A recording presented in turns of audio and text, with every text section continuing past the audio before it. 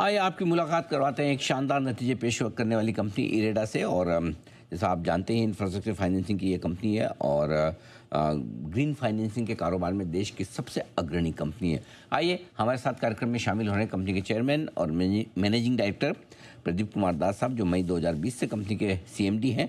Power, renewable energy, banking और finance के space में दास साहब का 30 साल से ज़्यादा का लंबा गहरा अनुभव है। आप कोलकाता यूनिवर्सिटी से कॉमर्स में ग्रेजुएशन कर चुके हैं।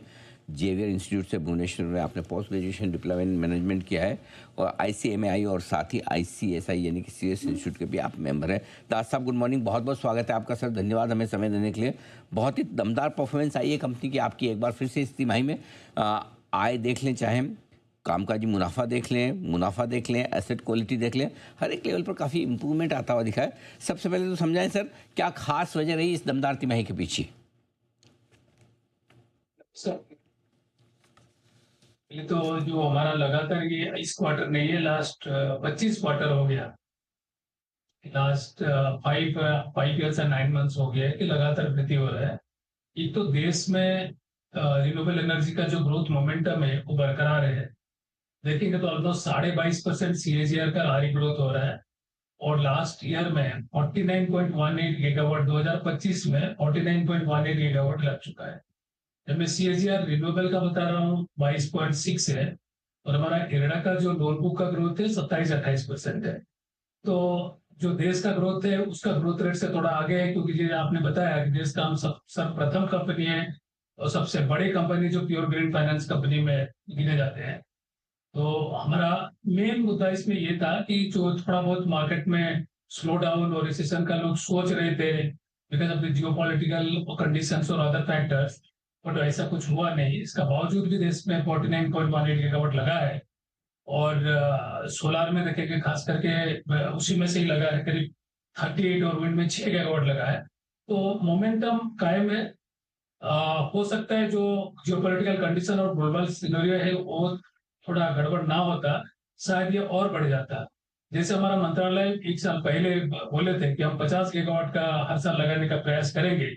तो जो बिडिंग होता था और जो उससे डेवलपर लेके जो काम करते थे, वो मोमेंटम अभी भी है।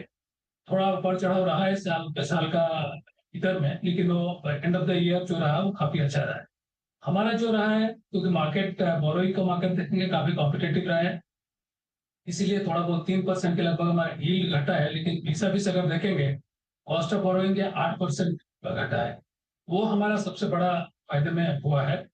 इसका अलावा ऑलमोस्ट 154 करोड़ का हम लोग बैड डेट से रिकवर किए।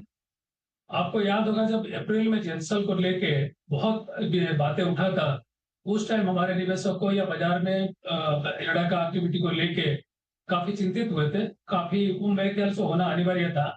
बट उसमें जब पता चला कि हम सिर्फ अकेले नहीं, 16 संस्थाएं जो जेंसल को दिया हुआ था, अभी तक जो भी इंटरिम रिपोर्ट हुआ है, जो भी इन्वेस्टिगेशन का पूरा तो हुआ नहीं है, हमने भी इसको फॉरेंसिक ऑडिट में दिए हुए हैं।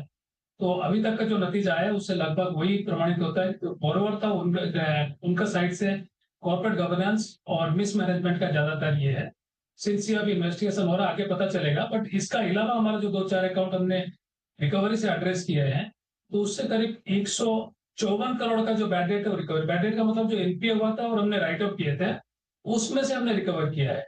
तो आज तक हमारा करीब 1,80,000 करोड़ कंपनी जब से बना तब से हम दे चुके हैं। जो मैं हर बार बोला, लास्ट क्वार्टर में बोला था 135, अभी 148 करोड़ का क्यूमुलेटिव राइट ऑफ है। और इसमें बैड डेट आप देखेंगे कि करीब 405 करोड़ का था, जिसमें से हम 256 रिकवर करके 149 करोड़ करीब क्यूमुलेटिव राइट ऑफ है।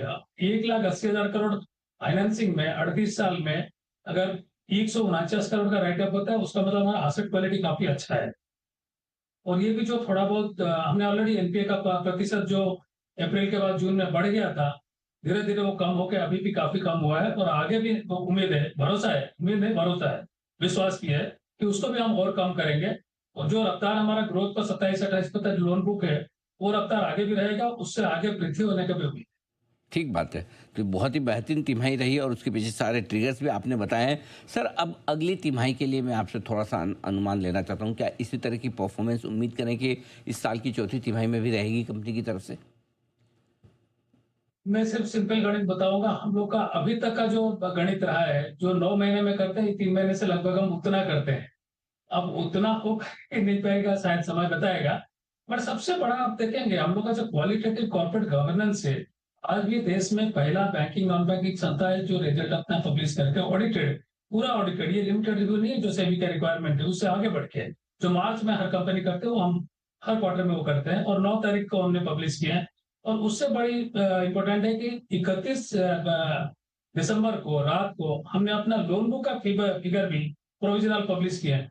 आज तक मेरे ख्याल से बैंकिंग नॉन बैंकिंग के इतिहास में कोई संस्था इस तरह किया नहीं, और कोई भी सरकारी संस्था इतना जल्दी क्वार्टरली नहीं करता है। इसके लिए कई बार हम लोग चर्चा का विषय रहते हैं, क्योंकि ये इतना जल्दी कैसे होता है, ठीक से शायद ऑडिट नहीं आता होगा। तो मैं मेरा टीम को मोटिवेट करने के लिए बोलता हूँ, देखो जब ध्यानचंद जी खेलते थे, उनको बोलते थे हॉकी स्टिक में कुछ ग्लू लगा हुआ है, तो उनको स्टिक बदलना पड़ता था।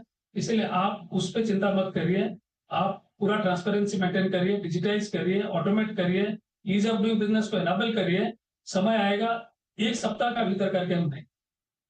बिल्कुल सर, ये तो मैं भी कह सकता हूँ कि जब से आईपीओ लाए हैं तब से आप लगातार कॉर्पोरेट गवर्नेंस की बात बहुत तेज़ी से करते रहे हैं, और हमेशा से आपने नतीजों में भी सबसे पहले और सबसे जल्दी नतीजे देने का, वो भी ऑडिटेड देने का जो एकदम वो आपने शुरुआत की है, वो वाकई में मतलब सरकारी कंपनियों के बारे में तो कोई सोच ही नहीं सकता। इवन सारी प्राइवेट कंपनियों के लिए भी वो सोचने वाली बात है, फॉलो करने वाली बात है कि अगर एक सरकारी कंपनी भी इतना तेज़ी से अपने नतीजे पेश कर सकती है और सबसे पहले पेश कर सकती है, आप सोचिए आप किसके साथ नतीजे दे रहे हैं सबसे पहले, आप और डी मार्ट, राधा किशन दमान जी की कंपनी, सोचिए, जो बड़े लेजेंड माने जाते हैं। तो दोनों कंपनियों के नतीजे आपके एक साथ इस वीकेंड पर आए। बहुत बहुत धन्यवाद दास साहब, आपने समय दिया और विस्तार से नतीजों पर बातचीत भी की, आगे डायरेक्शन भी दिया। जल्दी आपसे फिर मुलाकात होगी।